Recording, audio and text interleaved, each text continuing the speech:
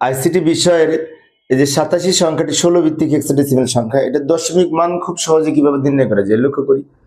প্রথমে এই 87 সংখ্যাটির প্রত্যেককে ভিত্তি 16 দ্বারা গুণ করতে হবে।